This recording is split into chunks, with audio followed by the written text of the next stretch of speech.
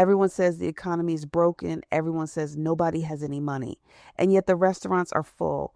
The airports are packed. The parking lots outside the mall are full of cars with payments nobody talks about.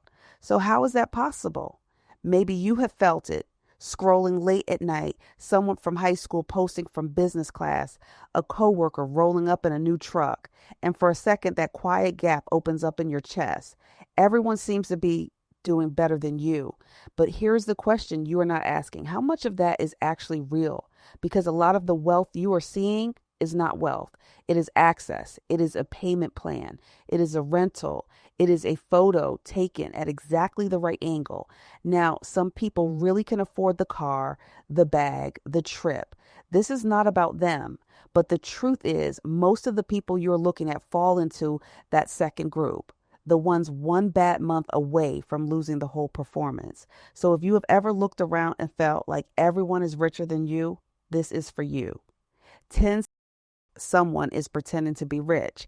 And by the time we get through this list, the numbers behind it might surprise you more than the people do. Sign 1. Their luxury is borrowed, rented, fake, or temporarily accessed. This isn't really about what people own. It's about whether what they own could survive contact with reality. Okay, sign number 1. And this one doesn't even require someone to be rich. It just requires access. I've watched this play out more times than I can count. Someone posts from the driver's seat of a car, except the car isn't theirs. Someone rents a designer dress for one event, wears it once, and never mentions it goes back the next morning. Someone books one night in a hotel suite, films every corner of it in the first hour, and lets you assume that's just where they live. Now, look, none of this is a crime. Renting a car for a weekend, fine. Staying somewhere beautiful once in a while, also fine. That's not what we're talking about. We're talking about someone who does this on repeat and lets you believe it's permanent. One person rents a car for a trip and moves on with their life. The other person rents the exact same car every few months, always right before a shoot, and never corrects you when you assume it's theirs. Sometimes it's the other direction too. Someone puts an entire trip on a credit card specifically to film it, not because they wanted the trip, but because they wanted the footage. The debt is real. The lifestyle in the video isn't. The same thing happens with counterfeits. A really convincing fake bag isn't about the bag. It's about being seen with it. Nobody's chasing the stitching quality. They're borrowing a reputation. And this isn't some fringe habit. The OECD and the EU's own intellectual property office actually track this. Global trade in counterfeit and pirated goods runs around $467 billion a year. That's something like 2% of all world trade. That's not a handful of people at a flea market. That's an entire shadow economy built on looking like something you're not. And here's the part people don't think about. Renting the car, renting the outfit, the one night in the suite, none of that's free. So they're not even saving money by skipping ownership. They're spending real cash just to look like they didn't have to. So if someone only ever seems to be around beautiful things in little bursts, a weekend here, a dinner there, pay attention. It might not be their life. It might just be the one weekend they could afford to look like it was. Sign 2. They buy the cheapest ticket into an expensive brand. Sign 2 is simpler, but it's everywhere once you notice it. Buying the cheapest possible version of an expensive name just to have the name. The entry-level designer belt, the smallest logo bag in the store, the base trim of a BMW, a Mercedes, an Audi, not the best product for the money, the most recognizable name they can afford. You've probably stood next to this exact car in a parking lot. The badge on the back says one thing, the cloth seats and the missing options inside say something else entirely. And here's the funny part. A fully loaded Toyota or Honda is often more comfortable than the stripped down version of a luxury car for close to the same price. Right now, a base BMW 3 Series starts at around $48,000. A fully loaded Toyota Camry top. trim, every option checked, comes in around 46,000, $2,000 apart, and one of them has heated seats, more comfort features, and probably a smoother ride. But the loaded Toyota doesn't say anything on the back. The base model BMW does. Now, if you genuinely love the way a certain brand drives and you can afford it without stretching, that's not this. This is when the math barely makes sense and they buy it anyway because the badge matters more than what's actually inside the car. It's buying the symbol before you've built what the symbol's supposed to represent. And it rarely stops at one purchase. Once someone starts choosing logos as communication instead of preference, it shows up everywhere. The belt, the sunglasses, even the coffee cup. And here's why it works on people at all. Economists actually have a name for this. Going back over 100 years, conspicuous consumption, spending on something specifically because it's visible, not because of what it does. Industry analysts who've actually broken down luxury manufacturing costs have found that a designer handbag can sell for 10 to 20 times what it actually costs to make. You're not paying for materials at that point, you're paying for the story on the tag. So watch for that pattern, the cheapest version of an expensive name over a better version of an ordinary one. That's not really about the product. That's about what they hope it says. Sign 3. Their entire lifestyle is held together by monthly payments. This next one might be the most expensive item on this whole list. Almost everything they own technically belongs to a bank. The leased car, the phone financed over 24 months through the carrier, the furniture on a buy now, pay later plan, the vacation still sitting on a credit card 3 months later. Have you noticed how normal luxury cars have gotten lately? Walk through any parking lot and it's not one nice car standing out anymore. It's a Cybertruck parked next to a BMW, next to a fully loaded pickup, row after row. For generations, honestly, cars have been the go-to way. People show they've made it, but looking rich and being rich have never been the same test, and cars are exactly where that gap shows up the most. Here's how you spot it. Ask what something costs. You won't get a price, you'll get a monthly payment. I've asked people this directly. Ask what the car actually costs, and you might just get, oh, it's only about $700 a month. That's exactly what dealerships want you focused on because the monthly number hides everything that actually matters. The total price, the interest rate, how many years you're locked in, what else that payment is competing with. There's actually a name for why this trick works so well. It's called anchoring. Your brain grabs onto the first number it hears, the monthly payment, and everything after that gets judged against it instead of against what the thing actually costs.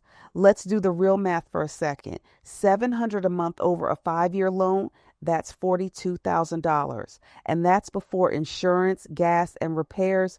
The payment is only the beginning, and this isn't rare anymore either. As of the most recent data, about 1 in 5 people financing a new car are now paying $1,000 a month or more, the highest share ever, but it's a real shift. The average new car payment overall has climbed past $700 a month, and loan terms are stretching out to almost 6 years now, about 70 months, specifically so the monthly number looks smaller, even though the total cost just keeps climbing. That's the anchoring trick happening at scale across an entire industry. Credit cards make this worse because there's basically no friction. Nobody's counting cash out of a wallet anymore. You tap, it goes through, and the only number you ever actually look at is the minimum due. And right now, the average credit card sitting with a balance is charging somewhere around 21% interest, according to the Federal Reserve's own numbers. Someone paying only the minimum on a balance like that can carry the debt for years while barely making a dent in what they actually owe. Financing something isn't automatically a red flag, by the way.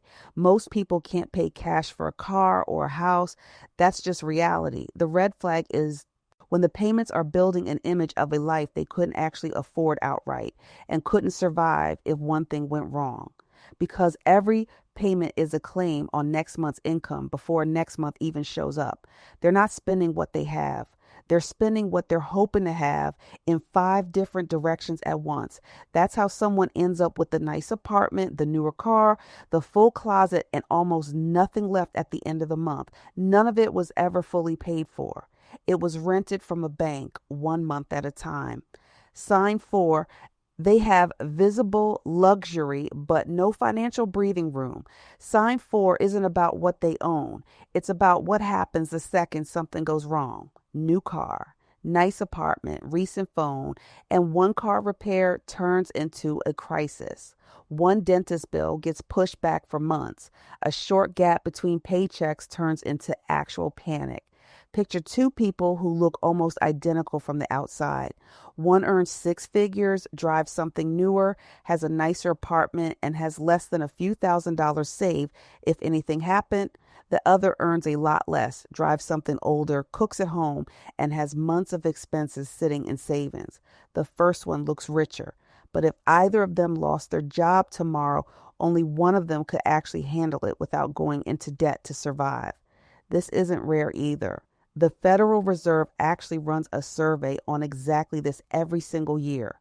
The most recent numbers show 37% of American adults could not cover a $400 emergency using cash on hand. Not a huge crisis, a car repair, a dead appliance. More than a third of the country is one ordinary bad afternoon away from needing a credit card, or worse. You've probably heard that most lottery winners end up broke. The number people usually throw around, 70%, actually isn't real. The organization it gets credited to has said flat out they never produced that research, but the correction isn't as comforting as it sounds. One study of financially distressed Florida lottery winners found that prizes between $50,000 and $150,000 delayed bankruptcy rather than preventing it. A sudden pile of money did not automatically fix the financial problems underneath. It simply postponed when those problems surfaced. This is different from the last sign and worth separating out. Sign 3 is about what someone's paying for. This one's about what happens the moment paying for anything else becomes impossible. A person can have zero debt and still have no cushion. They can have manageable payments and still be one bad week from a real problem. So next time someone's visible success impresses you, ask a quieter question, not what do they have? What happens to all of it the moment something breaks? Sign 5, every increase in income immediately becomes a lifestyle upgrade. Now, here's the one that actually answers something from the very beginning of this video. Some of these people aren't lying about their income at all. They really do make good money. I know people like this personally. The problem isn't the number on the paycheck. It's what happens the second that number goes up. A raise hits, the apartment gets bigger, the car gets newer, the furniture gets replaced, dinner out goes from occasional to normal. A couple new subscriptions show up. None of it looks reckless by itself. Together, every extra dollar is already spent before it even lands. That's exactly how someone earns 6 figures and still feels like there's nothing left over. The income climbed. The lifestyle climbed right alongside it. The gap between the two never actually grew. There's a name for this in psychology: hedonic adaptation. It's the reason a bigger house or a nicer car only feels exciting for a little while.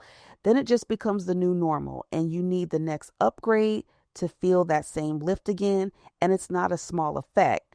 Goldman Sachs actually studied this, and the results are almost backwards from what you'd expect.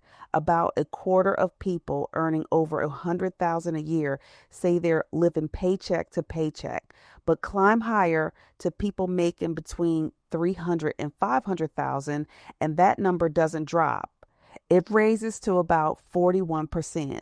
Even past $500,000 a year, it's sitting around 40%. More income did not buy more breathing room. It just moved the treadmill faster. The report actually named what's eating the difference too.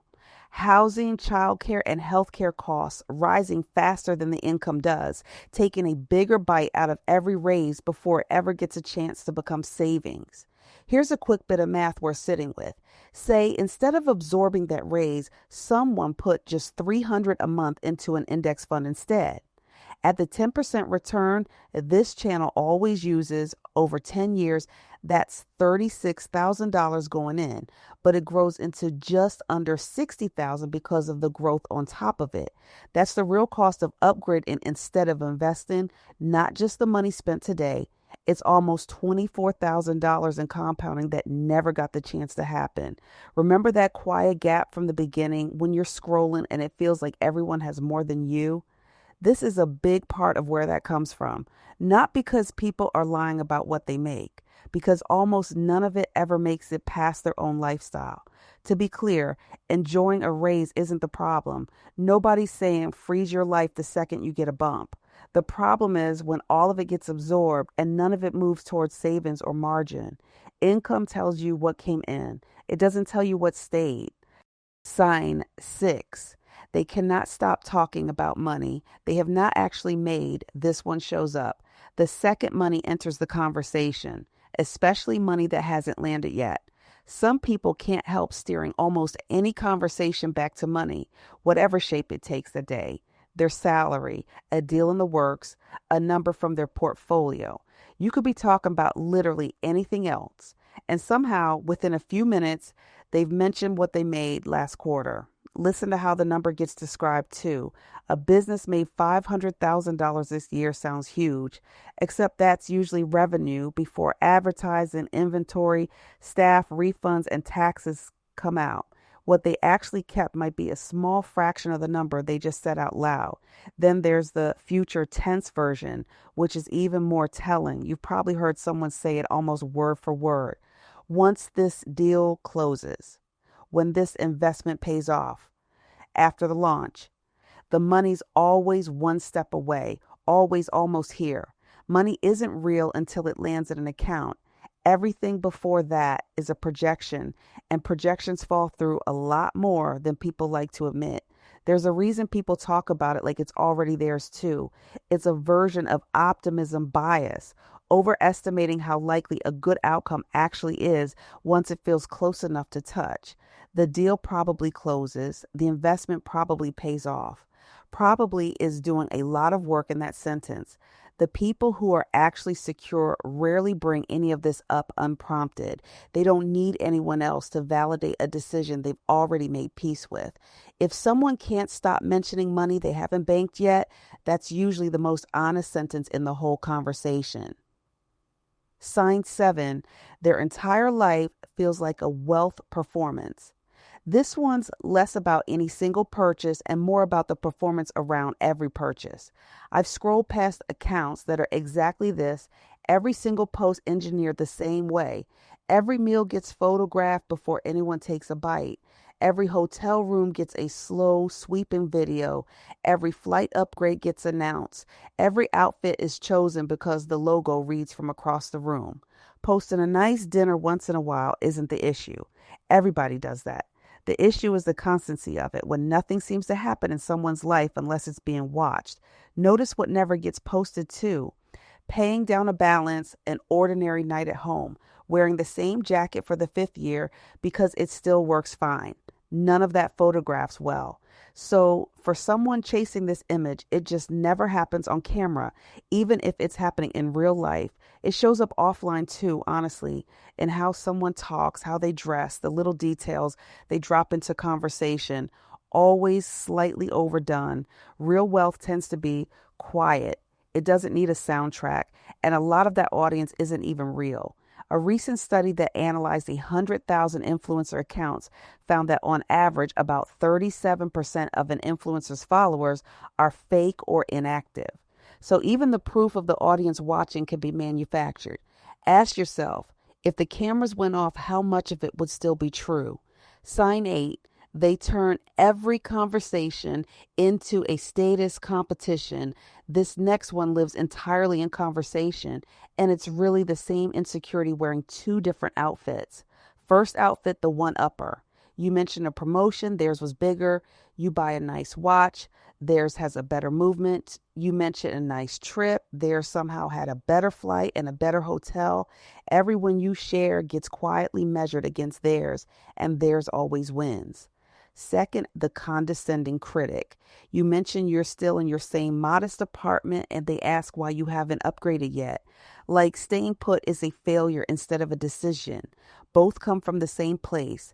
Psychologists call it social comparison, measuring your own worth by how you stack up against the people around you instead of against your own goals.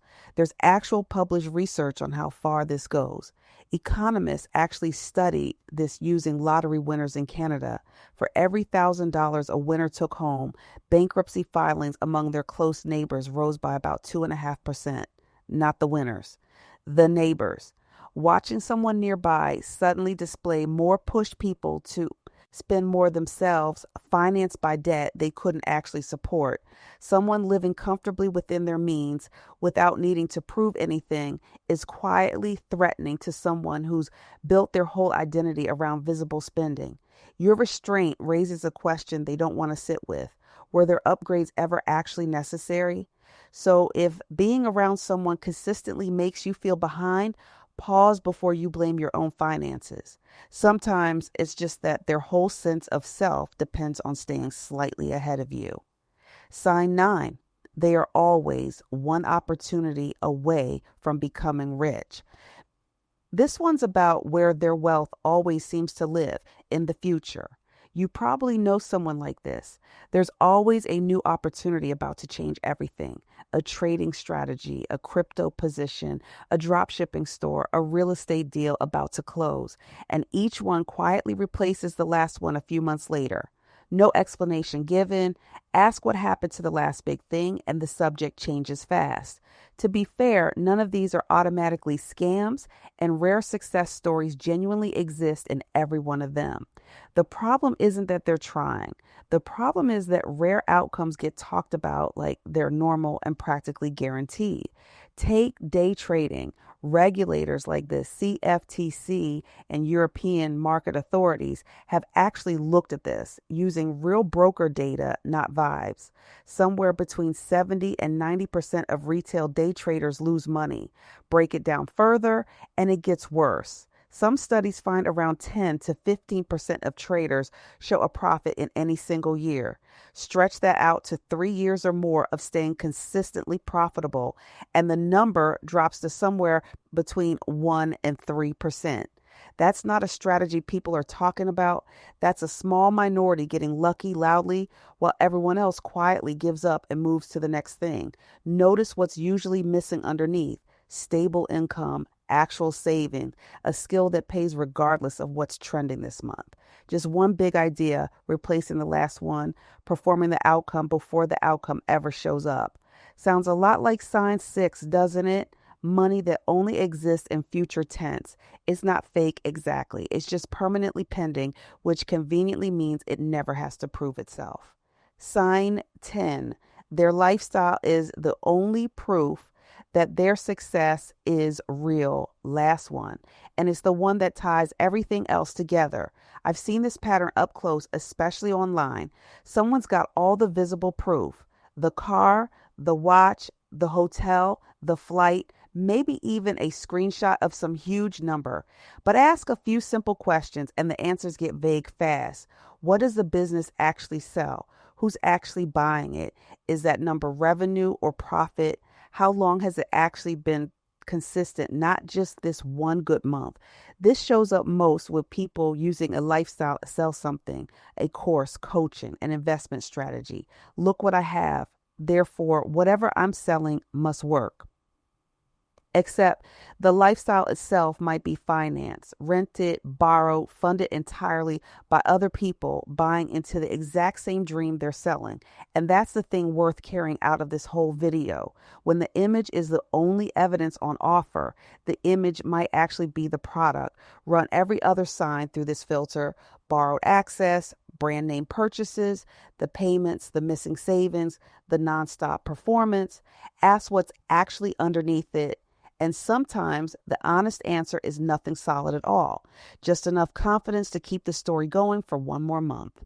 Conclusion: real wealth rarely needs an audience. So let's go back to where we started, scrolling late at night, watching someone else's life look bigger than yours, that quiet gap opening up in your chest. Here's what these 10 signs actually add up to. It was never about expensive versus cheap. Plenty of genuinely wealthy people enjoyed nice things without a second thought. That was never the target here. The real difference was always stability versus performance. Stability's quiet. Savings that exist whether anyone sees them or not. Investments that grow without an audience. Payments you can actually count on one hand. An emergency fund nobody ever hears about because it's just doing its job. And this isn't just a nice idea. When Ramsey Solutions surveyed 10,000 actual millionaires, one of the largest studies of its kind, the results didn't look anything like what gets performed online. No lottery tickets, no trust funds. Almost 80% never received any inheritance at all. The top careers on the list weren't influencers or day traders. They were teachers, engineers, accountants, people in ordinary management roles. What they had in common wasn't income. It was that they invested consistently, avoided debt, and let time do what time does. One detail from that same study says it better than I can. The overwhelming majority of those millionaires still use a grocery list. Nothing about that photographs well. It just works. Performance needs to be witnessed. It needs the borrowed car, the rented suite, the brand name, the payment plan, the constant narration. Because the second nobody's watching, none of it proves anything, not even to the person doing it. So next time that gap opens up while you're scrolling, ask the quieter question. Not, but what do they have?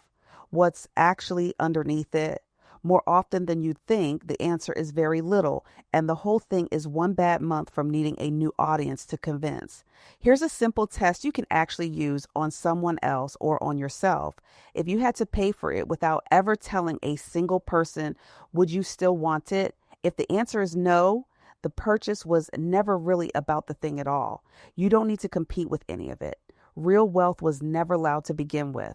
It was never asking to be noticed. So which of these 10 hit closest to home, either in someone you know or maybe in yourself?